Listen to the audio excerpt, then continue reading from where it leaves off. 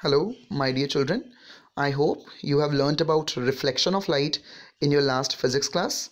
Today, we are going to learn about refraction of light. So let us start with the definition first of all. So what is refraction? I know you all know about reflection of light. In reflection, the light bounces back in the same medium. But in case of refraction of light, there is a change in the medium of light from one to another. And if the light enters at an angle, if you look carefully, the word obliquely is written over here. Obliquely means at an angle. So if a light goes at an angle from one medium to another and the two mediums have different densities, then the path of light is going to bend. This phenomena is what is called refraction. When a light goes from rarer to denser medium, it bends towards the normal. On the other hand, if it goes from denser medium to rarer medium, it bends away from the normal. It is very important to understand that here, when I say that the medium is denser, it does not refer to mass density. In fact, it refers to something known as an optical density. And what is optical density? If a medium is such that the light travels at a faster rate in that medium, then we call that medium as rarer. And if a light travels slowly in a particular medium, we call that medium as denser. So we can say that the cause of refraction, that the cause of this bending is the change in the speed of light as it goes from one medium to another. I will illustrate it to you. So in the figure given below, the left figure represents the above medium is rarer, whereas the below medium is denser. Same way, on the right hand side, the above medium is denser, the below medium is rarer. Remember one basic rule. When a light goes from rarer to denser, it bends towards the normal. On the other hand, if it goes from denser to rarer, it bends away from the normal. And in case the light is incident at 0 degree angle. 0 degree angle means that it is incident normally. In that case, there is no bending. So let me illustrate it to you. What is refraction? When a light is incident at an angle. So you can see this is the incident ray, which is incident at the interface separating rarer and denser medium. If there is no bending of light in the path, the light would have gone just straight. But because it is going from rarer to denser, it is going to bend like that. So you can see the light bends slightly towards the left. Let me draw the normal for you. So this is the normal. Now very clearly you can see the ray of light which was incident, it has bent towards the left. So it has bent towards the normal. In the same way, if I show incident ray in the second figure, we can extend it like we did in the first figure. In this case, the light is going from denser to rarer. So if it goes from denser to rarer, it will bend away from the normal just like that. And if I draw the normal again, as you can see, so the bending now is away from the normal. It is towards the right side. The angle between the incident ray and normal is called angle of incidence. And the angle between the refracted ray and normal is called angle of refraction. Let us go ahead and let us look into more applications of refraction. We are going to study refraction of light through a rectangular glass slab. So the glass slab goes like this. So the inside medium is glass. It is surrounded by air from all the sides. Let us put a ray obliquely on the upper face of the glass slab. So this is the incident ray. Let us extend this. So the incident ray is extended. Let us now see that at the above face, the light goes from air to glass. If it goes from air to glass, it will bend towards the left side, like that. On the second face now, the light is going from glass to air. So if it goes from glass to air, that is from denser to rarer medium, it will bend away from the normal, that is towards the right side, just like that. We can draw the normal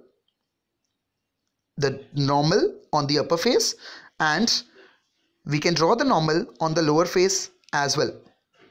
I is the angle between incident ray and normal. R is the angle between refracted ray and the normal. So here I mark the two angles. So this is I, whereas this is R. Similarly, the angles can be marked on the other face as well. This angle at which the ray comes out of the slab is called angle of emergence, represented by E. Very carefully, if you look in the figure, the incident ray which we just extended with a dotted line and the emergent ray which is coming out of the slab, they are parallel to each other, and the distance between these two parallel rays is what is called lateral displacement, which we have marked as displacement in this figure. So I hope you have understood refraction through a glass slab, and it is one of the important articles for your board exams as well. Let us move forward to what are the laws of refraction. Before we do laws of refraction, I will introduce you to laws of reflection. The two laws of reflection were that angle of incidence is equal to angle of reflection, and the incident ray, reflected ray and normal, they all meet at the same point on the same plane. The laws of refraction goes like this. The first law is similar to the second law of reflection, which is the incident ray, the refracted ray and the normal, they all meet at the same point on the same plane. The second law is very important and is called Snell's law of refraction. Snell is the name of the scientist, S-N-E-L-L. According to this law, when a ray of light is undergoing refraction, or when it is going from one medium to another, then sine of angle of incidence divided by sine of angle of refraction is a constant. I hope you have learnt about trigonometric ratios, sine, in your maths. Now what do you mean by refractive index? Here whatever constant we are writing, this constant has to do something with refractive index. So what do you mean by refractive index? So if you just recall, I have told you about what is a rarer medium and what is a denser medium. I was telling you that it is not the mass density. So which density is it? So it is actually the optical density. So when I say optical density, it means refractive index. So for any medium, refractive index is defined as the ratio of speed of light in vacuum over speed of light in that medium. It is represented by n. So n is equal to c by v. The value of c is 3 into 10 to the power 8 meters per second. C represents speed of light in vacuum and v represents speed of light in that particular medium. So if you look on to this formula very carefully, n is inversely proportional to v because c is constant. C is a fundamental constant. The value of c is, I repeat, 3 into 10 to the power 8, whereas v changes from medium to medium. So if a medium is such that v, which is the speed of light, is more in that medium, then n for that medium will be smaller, which means that the medium will be a rarer one. If the medium is denser, then n will be large, and if the medium is rarer, then n will be small. This is the absolute refractive index. If I ask you what is the relative refractive index, then relative refractive index n/1, which means refractive index of 2 with respect to 1. In absolute refractive index, we are writing the value of refractive index of that medium straight away, which is c by v, whereas when I write relative refractive index, we are writing or we are comparing the refractive index of one medium with respect to another. So when I say n/1, it means refractive index of medium 2 with respect to 1. By formula, n/1 is equal to n2 over n1. Now you know n2 can be written as c by v2 and n1 can be written as c by v1. So if you take the ratio, you will find that c will get cancelled and n/1 will turn out to be v1 by v2. So this is what is meant by relative refractive index. Let us now study about those surfaces which cause refraction. We have plane surfaces also and we have spherical surfaces also. So let us talk about spherical lenses. Now a spherical lens is made up of two surfaces, one or both of which are spherical. Right now we are going to discuss those surfaces in which both the surfaces are spherical. There are two types, one is convex, one is concave. A convex is the one which is on the left, which is thicker at the middle and thinner at the edges. It is also known as a converging lens. On the other hand, a concave is opposite. A concave has thicker at the edges and thinner in the middle. So when a beam of light is incident on a convex lens, it converges at a point, as you can see. In a similar way, when a beam of light is incident on a concave lens, like that, then it diverges from the principal axis. All those rays, when you extend them backward, they appear to meet at a point. It is very important to note that the point where the rays meet after refraction is represented by F and is called focus of the lens. So the focus of convex lens is on the right, whereas the focus of the concave lens will be on the left. Let us now move forward to refraction by spherical lenses. So I am going to tell you some of the very important laws which is important for you to draw the images. The very first law is that if a ray of light is incident parallel to the principal axis, like that, it will bend in such a way that it passes through focus after refraction. So as you can see, a parallel ray was incident on the convex lens and it bends through focus. Similarly, if a parallel beam is bent on a concave lens, if it is put on a concave lens, then again it will bend, but it will not converge. It will diverge. It will diverge in such a way so that when you extend this ray in the backward direction, it meets through a point F1.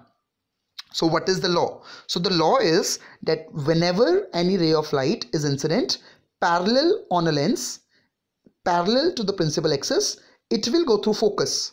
For convex lens, it will pass through focus on the right side, whereas for a concave lens, it will pass through the focus on the left side, and that too only virtual meeting.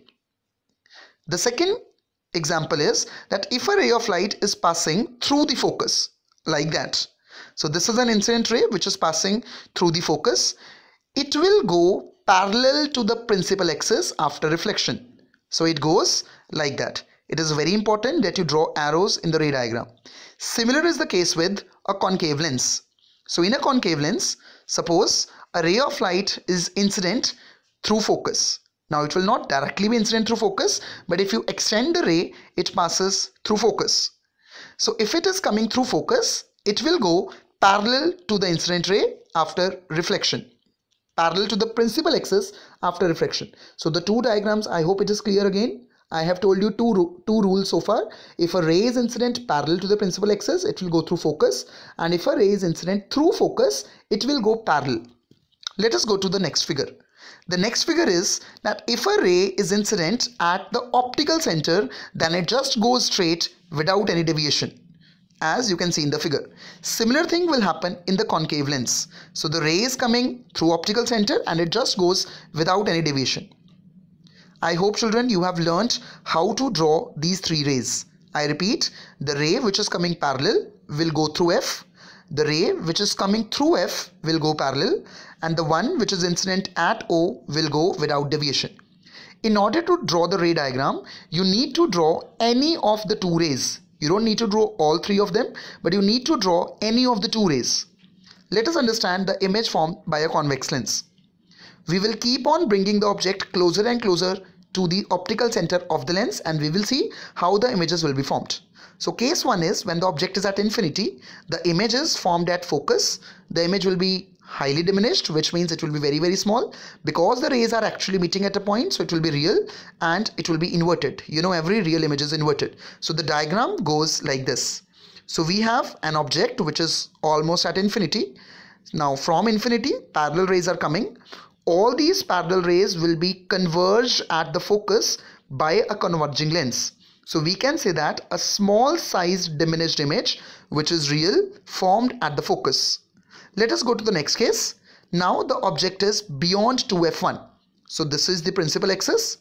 Let us put an object beyond 2f1. So this is my object which I have taken beyond 2f1.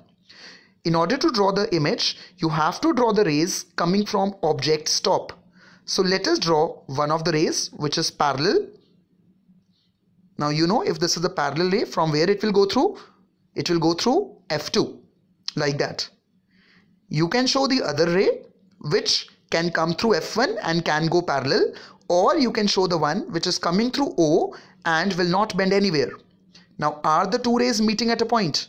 The answer is yes, they are meeting between F2 and 2F2. So at the point where they are meeting, we have the image which is formed. If you look carefully in the figure, the size of the image is slightly smaller than the object. It is real, it is inverted, and it is formed between f2 and 2f2. Let us now go to the next case. Now the object will be at 2f1. Here goes the principal axis. So I hope you are all able to understand how we are drawing the images. It is almost similar to what we did in mirrors. So the object is at 2f1. It goes like this. In the same way, I will draw one ray which is parallel coming from the object's top. This ray will go through the focus, whereas the other ray I will show will come through the optical center and it will not bend anywhere. Now the two rays, as you can see, they are meeting just below 2f2. So at 2f2 only, we have a real inverted image of same size is formed. Let us now go to the next case where the object is between 2f1 and f1. In the same way, we have the principal axis. An object is placed between 2f1 and f1. In a similar way, a parallel beam of light is coming, and this parallel ray of light will go through f2. On the same side, we have to draw a ray which goes through O without any deviation. If you look carefully again, the two rays are meeting beyond 2f2, and at that point we have the image. The size of the image is enlarged, it will be greater than the object, the image is real and obviously inverted. The next case is when the object is now at f1. So we draw the principal axis again. At f1 we have the object like this. In the same way, I will draw one of the rays which is parallel. The parallel ray after refraction will go through f2. I will draw one of the rays which goes through O without any deviation. You can see the two rays are not actually meeting, but they are not diverging also. They are going parallel. Dear children, remember this point. When we say that the rays are going parallel, we assume that they are going to meet, but they are going to meet at a very far away position, which is at infinity. So if they are meeting at infinity, we say that the image is real, it will be inverted, and it will be highly enlarged. So far we have done the cases of convex lens where the image formed is real. You have to remember, as the object is coming close and close to the lens, the image is shifting away and away from the lens, and the size also keeps on increasing. But the next figure is slightly different. In this figure, let us assume that the object is kept between focus and the optical center. Let me first draw the principal axis. Let us assume an object between f1 and O. So the object goes like this. In a similar way, I will draw a ray which is coming parallel to the principal axis. This ray will after refraction go through focus. I can show another ray which goes through O. Now if you look at the figure, the two rays after refraction, they are neither parallel, they are not meeting. In fact, they are diverging. Now because they are diverging, the image will not be real. It is the same case as you do in mirrors. If you remember the last ray diagram of a concave mirror, we have a similar situation. So there is no real image. So in order to draw the image, we have to extend the two refracted rays in the backward direction. So this is, I extended one of them. This is, I extended the other ray also. Now the point where they are meeting, we can say that a virtual and an enlarged image is formed at that point. This ray diagram is also used in the working of a magnifying glass. So if it comes to you in the exam that which lens is used as a magnifying glass, you must write down that the magnifying glass uses a convex lens where the object is kept very close to it, and if the object is kept very close to it, it forms an enlarged virtual and erect image of the same size. I hope you have all understood all the ray diagrams. Now let us go to the ray diagrams formed by a concave lens. There are two diagrams over here. In the first case, when the object is at infinity, which is very far away, the parallel beam of rays are coming. So if the parallel beam of rays are coming, they are not going to converge. In fact, they are going to diverge like this. Now you know, because they diverge, so the image is not real. What shall we do is, we will extend all these rays in the backward direction, and we see that they are meeting at a point known as the focus. So if the object is at infinity, the image point-sized, virtual and diminished is formed at F. Let us go to the next figure. Now in the next figure, the object is kept nearby a concave lens. It is not at infinity. So when the object is kept nearby a concave lens, in the same way we will draw the ray diagram. One of the ray I will be showing parallel. Because it is concave, it is going to diverge just like this. This diverged ray, when you draw dotted, will go parallel and will go through F, will go backward and will go through F. Another ray is going through optical center. So very clearly the two refracted rays are not meeting. So how shall we make them meet? So we have to extend our rays in the backward direction just like that. Now if I extend it in the backward direction, you can very clearly see that the image, which is very small and erect, is formed somewhere over here between F1 and O. So dear children, you have to remember, convex lens just behave like concave mirror, whereas a concave lens just behave like a convex lens. You can differentiate between concave lens and convex lens by looking at the image formed by them of a very close object.